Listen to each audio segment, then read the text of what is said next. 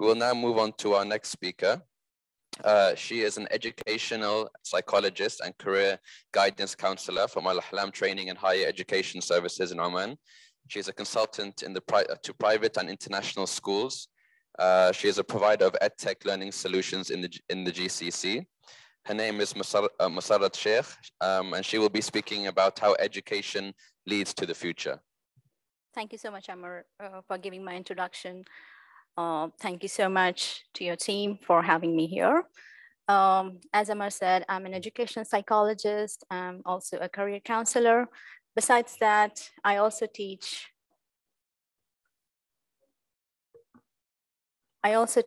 mindfulness and social emotional skills.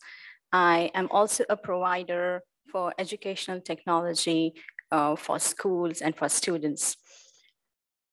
My topic today is Education 4.0, but I'm going to zero down more on EdTech and how EdTech is basically going to improve our education system in the future. As an educational psychologist,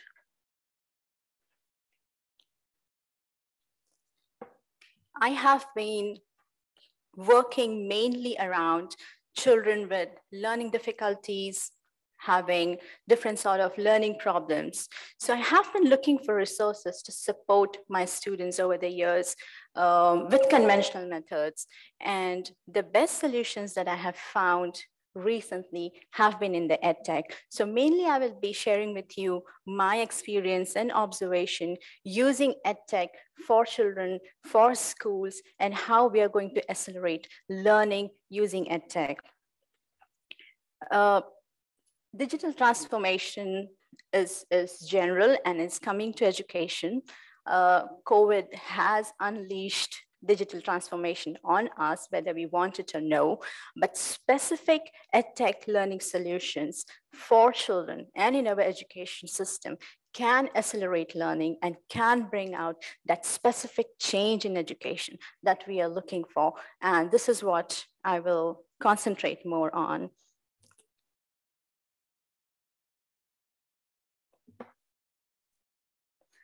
Now, working in Oman as a psychologist and in education, these are some of my observations where we need to work on the gaps. So mainly our children over here, our learners are bilingual, adapting to the content and the class of children who come with a different set of language knowledge is hard. And due to this, sometimes our students do lag in literacy skills. So that's one gap. The second is we have different learners, and this is not specific to Oman, this is every classroom across the world. We have different learners in every classroom. So the children who are not neurotypical, that is children who do not learn the conventional way. Now the research shows 1 in 5 children do learn differently or have some kind of learning difficulties and do not fit in our conventional box. So how do we reach out to those learners? So that's our second challenge. The third is when we see these gaps, the teachers have to constantly update their skills. So having the teachers training programs available all the time is sometimes missing, and that creates another gap. So how do we bring all of these gaps together and at the same time enable our young people and enable them with the future skills? So here EdTech plays a very important role.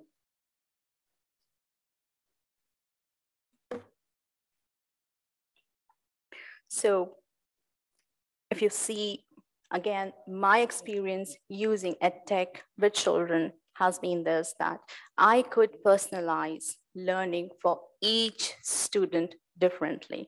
So EdTech does not, when we are using a digital program or an EdTech-based learning solution, it does not force all children to learn at the same time, at the same pace, but rather we become more individualized and we can provide individual solutions to children. As a teacher, as an educator, I do not take lead but rather I become a facilitator. So here children are engaging with the programs, and my role becomes more of a facilitator than more of a leader. The second is digital solutions. We can serve the neurodiversity in our classrooms. That is, we can serve all children. So learning solutions, when they are digital or edtech, provide or adapts to all children's needs, so nobody is left out. So access to education becomes easier for all children. It gives me, as a teacher, pedagogical tools other than the conventional methods to approach my children and teach them. And last of all, the assessment is not about how much children can memorize or how much they can learn and bring out information from their memory, but rather the assessments is all about for students to know what their strengths and what their weaknesses are. So this is where I see the major shift in education happening because of education technology.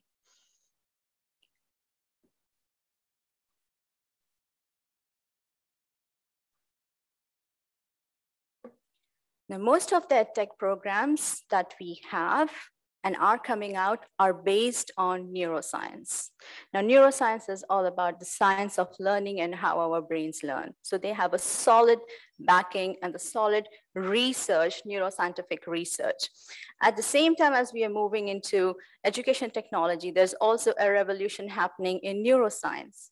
Earlier, I would come across one paper a month coming out in neuroscience. Now we have more than 30,000 papers in a month coming out in neuroscience. So the science is developing at a faster pace, and that helps to bring out more educational programs that are backed by neuroscience that shows the best learning, the best teaching methods for our children.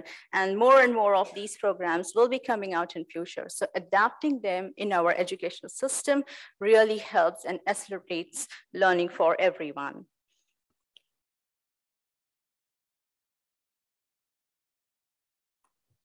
Now, this is just one of the examples of neuroscience-based programs. Now, this program is named CogMed, which I use with my students. Now, this program is basically a brain training program. Earlier, a decade back, I couldn't even imagine having to treat children who have attention or concentration related problems.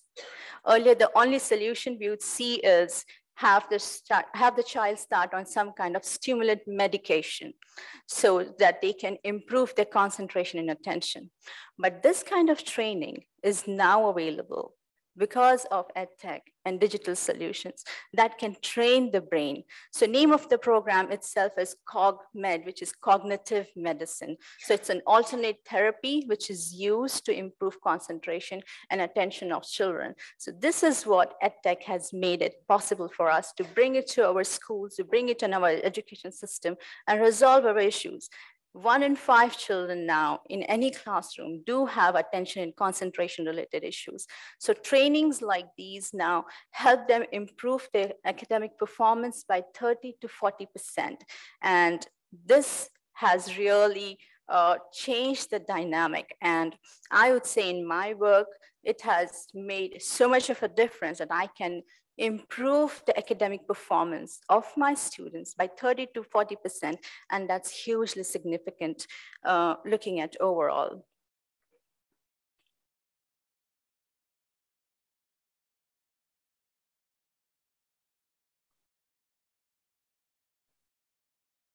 So these are some of the other benefits of using EdTech learning programs and why they are well suited for all learners and why we make faster progress with them.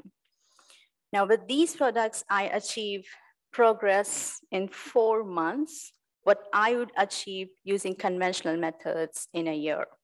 So that's the kind of pace and that's the acceleration we have achieved using EdTech in learning and in our education system.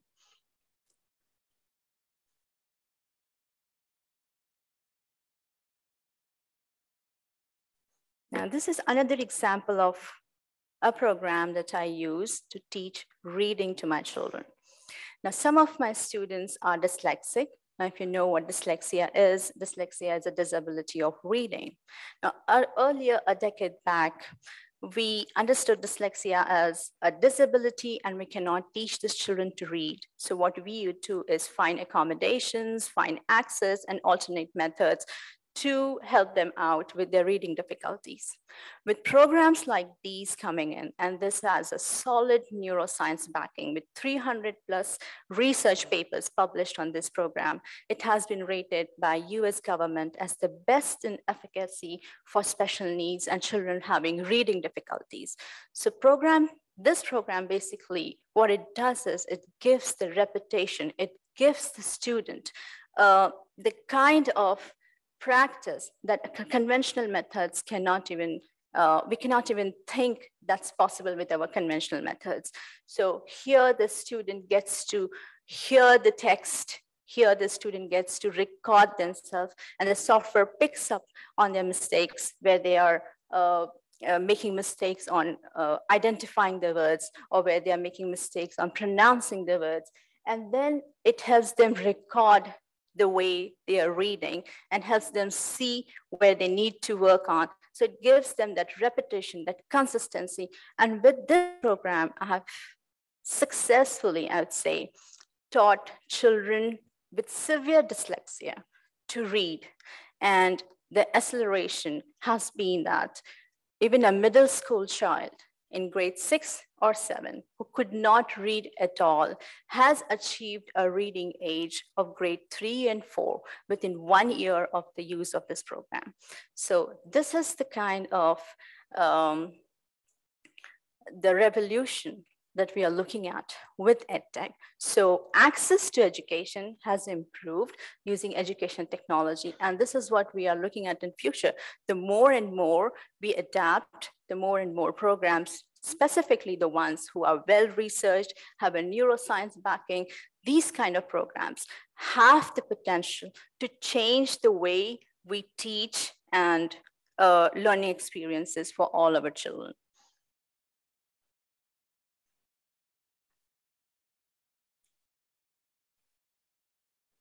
Now, we have been listening a lot about soft skills in this conference, and we all know these are the future skills. More than any kind of training, it will be the soft skills that will be needed in the future. However, as a psychologist, I'm looking at how do we teach those soft skills? Where does it begin when we have to teach soft skills to our children? Where does it begin? Does it sit isolated on our specific lessons that we deliver in our classroom? Or does it depend on the culture and climate that we create for our children? And I'll explain that in a moment.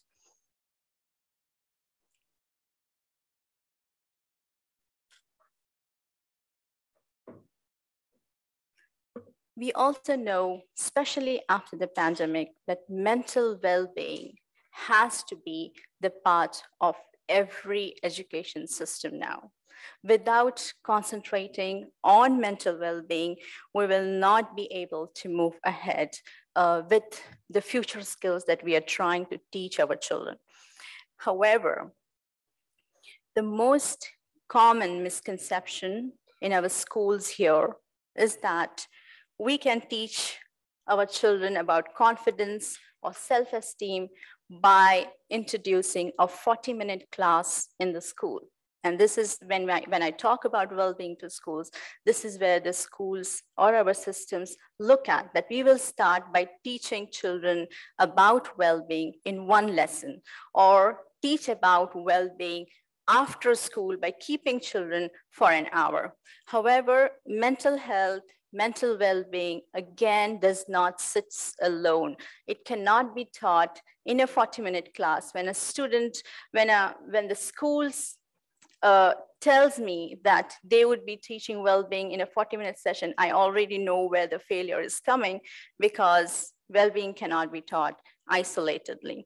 So here I'm just going to show you a video for you to understand what social and emotional skills are, what emotional intelligence really is, and where does it actually begins? How do we teach these soft skills that we have been all talking about, or how do we teach well-being to children?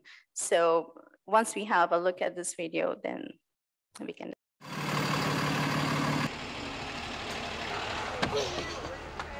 Hey, Mr. Q. Did you see that? Why would somebody do that? Please go into the classroom, no talking, quietly. Hey, Miss Meredith, how you doing? We need you inside. How do you think that makes us feel?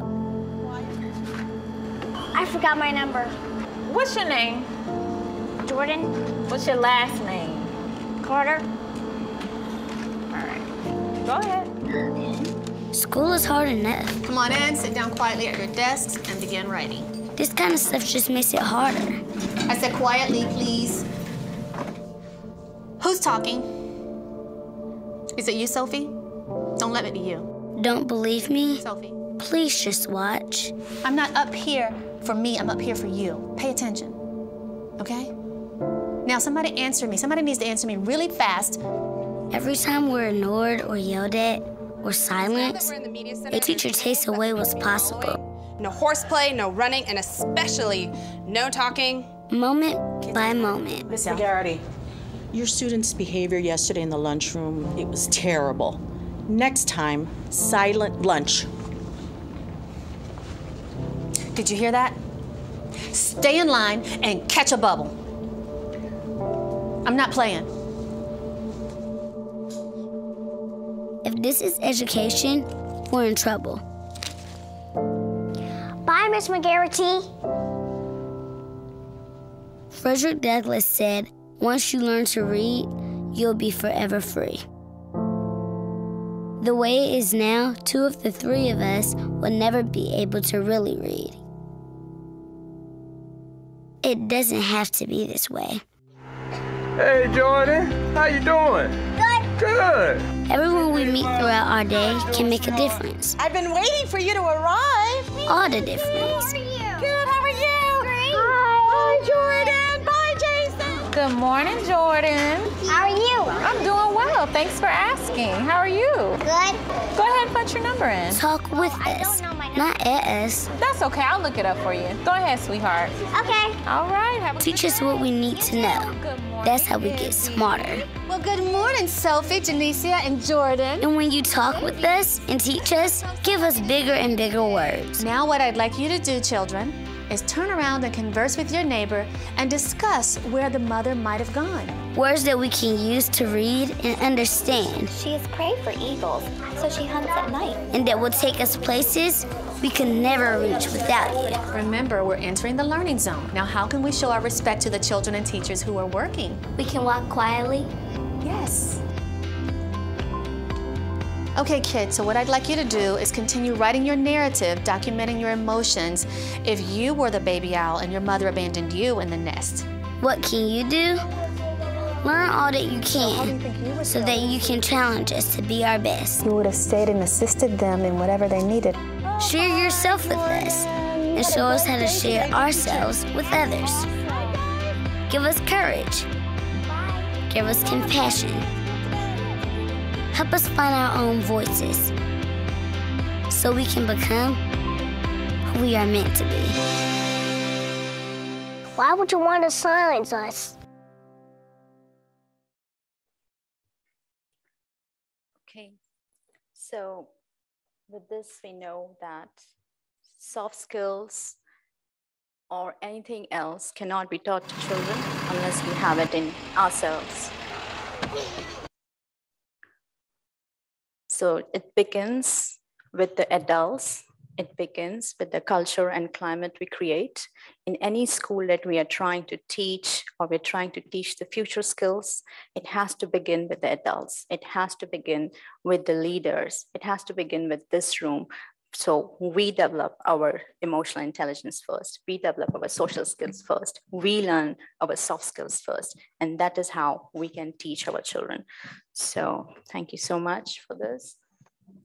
My website is here. If any of you would want to get in touch, you can do it through my website. Also, the information about the programs that I use is all on my website. So thank you so much. Thank you, Massarat. And that was really great. And what we were discussing yesterday was about how everyone's journey is different. Everyone needs to have a tailored education from a very young age. And as part of the GHEDEX advisory board, we're going to have adults, professionals, policymakers, and also those such as yourselves who are involved from a very, very early stage. Actually, it was interesting watching that because when I was a kid, the teachers noticed at grade 6, I had some attention issues. And what they taught me at the time was that I needed to start to write things down more when someone's talking to me. And that's really helped my performance. And I still do that today. I keep writing things down. Otherwise, I can't focus. I can't remember.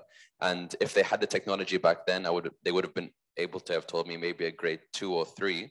So it would have given me a few more years to have increased my performance. So what you're doing is very, very important. And we're very proud of you.